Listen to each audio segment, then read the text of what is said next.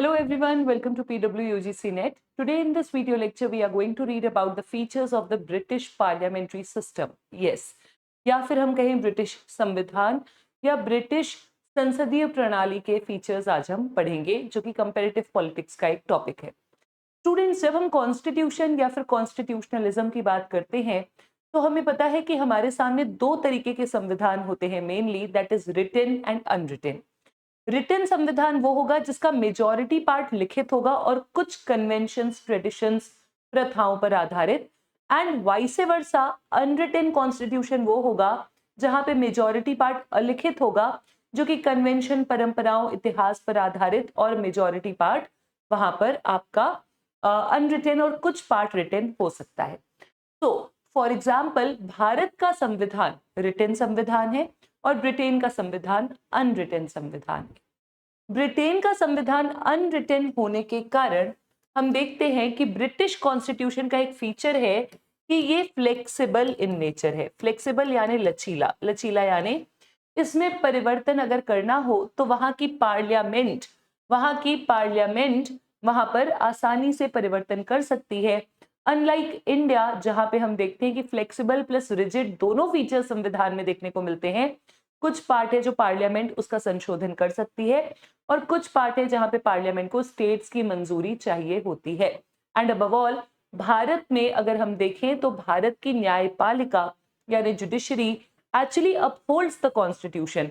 लेकिन ब्रिटेन में अगर हम देखें तो ब्रिटेन में न्यायपालिका इंडिपेंडेंट नहीं है। इंडिपेंडेंट जुडिशरी का प्रावधान ब्रिटेन में देखने को नहीं मिलता, which is a feature of Indian parliamentary system.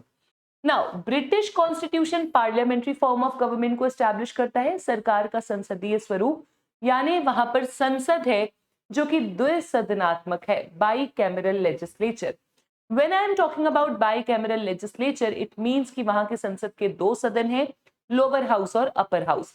ये parliamentary system, by cameral legislature, हमने भी ब्रिटिश सरकार से या ब्रिटिश प्रणाली से भारत में अडॉप्ट किया है। भारत में लोअर हाउस है लोकसभा, अपर हाउस है राज्यसभा। वैसे ही ब्रिटेन में हम देखते हैं कि हाउस ऑफ लॉर्ड है अपर हाउस और हाउस ऑफ कॉमन है लोअर हाउस। वहां पर हेरिडिटरी मोनार्क है, यानी वंशानुगत राजा। वंशानुगत राजा क्या है? देखिए, जब हम पार्लियामेंट्री फॉर्म ऑफ गवर्नमेंट की बात करते हैं तो हमारे सामने दो चीजें होंगी। एक होगा हेड ऑफ स्टेट यानी राज्य का प्रमुख, और एक होंगे हेड ऑफ गवर्नमेंट यानी सरकार का प्रमुख। पार्लियामेंट्री फॉर्म ऑफ गवर्नमेंट में ये दोनों अलग होते हैं। फॉर एग्जाम्पल, भारत में राज्य के प्रमुख राष्ट्रपति हैं और सरकार के प्रमुख प्रधानमंत्री। लेकिन अनलाइक प्रेसिडेंशियल फॉर्म राष्ट्रपति प्रणाली, फॉर एग्जाम्पल यूएसए, वहां पर आप देखोगे हेड ऑफ स्टेट या हेड ऑफ गवर्नमेंट एक ही पद को दिया जाता है, that is president of United states of America. But यहाँ पर हाउस ऑफ जो हेड ऑफ स्टेट है और हेड ऑफ गवर्नमेंट है अलग होते हैं। और अगर हम इंडिया की बात करें तो इंडिया में हमारे जो हेड ऑफ स्टेट हैं वो हेरिडिटरी या वंशानुगत नहीं होते। भारत के राष्ट्रपति को हम इनडायरेक्टली इलेक्ट करते हैं proportional representation with single transferable vote system के साथ। बट अगर हम बात करते हैं हम ब्रिटिश सिस्टम की, तो ब्रिटिश सिस्टम में जो हेड ऑफ स्टेट है वो है क्राउन और वो हेरिडिटरी होते हैं। और इसीलिए ब्रिटेन एक रिपब्लिकन कंट्री नहीं है, क्योंकि रिपब्लिकन कंट्री में हेड ऑफ स्टेट हेरिडिटरी नहीं हो सकते, या तो वो डायरेक्टली इलेक्टेड होंगे या इनडायरेक्टली इलेक्टेड या फिर नॉमिनेटेड, बट ही और she can not be hereditary. So therefore we have seen the system of Britain has hereditary monarch. उसके साथ साथ वहां पर संसदीय सर्वोच्चता है, पार्लियामेंट्री सॉवरेनिटी। क्यों? क्योंकि मैंने आपसे बताया कि वहां पर संविधान अनरिटन है, तो संविधान में क्या लिखा है, कौन सा रूल, कौन सा कन्वेंशन कैसे इंटरप्रेट कर सकते हैं, ये सारा का सारा पावर जाता है कि वहां की पार्लियामेंट के पास और वहां की जुडिशरी के पास पावर नहीं है। And that is why I said you already that Britain has no independent judiciary. Now, वहां पर रूल ऑफ लॉ यानी कानून के शासन का कॉन्सेप्ट स्टैब्लिश होता है।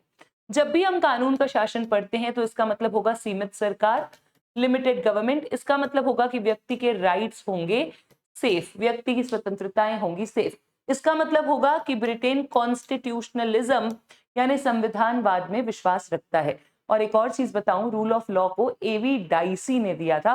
ब्रिटिश थिंकर थे, ब्रिटिश पॉलिटिकल साइंटिस्ट थे, एवी डाइसी का रूल ऑफ लॉ और उनकी किताब रूल ऑफ लॉ पे बहुत बार सवाल आ चुके हैं। We have seen two party system is there, दो पार्टीज हैं, दो पार्टीज चुनाव लड़ती हैं, इधर ए और बी, दोनों में से कोई एक पार्टी आपकी चुन करके आती है। And we have unitary form, that is सरकार का एकात्मक स्वरूप। सरकार का एकात्मक स्वरूप मतलब वहां पे केंद्र और राज्यों के बीच में पावर डिवीजन नहीं है। There is no division of power and also there is no separation of power, clear. When we are talking about unitary form, तो यूनिटरी फॉर्म फेडरल सिस्टम का ऑपोजिट है। भारत में केंद्र और राज्यों के बीच में सरकार की जो पावर्स है वो डिवाइडेड है। We have 3 list in 7th schedule of Indian constitution, union, state and concurrent, those talk about different subjects, जहां पे सिर्फ केंद्र सरकार, राज्य सरकार और केंद्र राज्य मिल करके कानून बना सकती हैं। बट ब्रिटेन में ऐसा कुछ भी नहीं है, ब्रिटेन में फेडरलिज्म नहीं है, ब्रिटेन में यूनिकैमरल लेजिस्लेचर है या यूनिकैमरल सिस्टम है, या यूनिकैमरल नहीं, I am sorry, bicameral system ही है। बाइकैमरल और यूनिकैमरल संसद के 2 सदनों के लिए यूज होता है, पर यूनिटरी फॉर्म है। यूनिटरी फॉर्म मतलब केंद्रित सरकार है, केंद्र में ही सारी पावर वहां पर निहित है। ठीक है जी, thank you so much, this is it for today.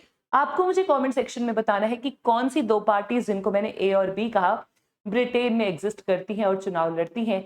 Do let me know in the comment section. Thank you so much.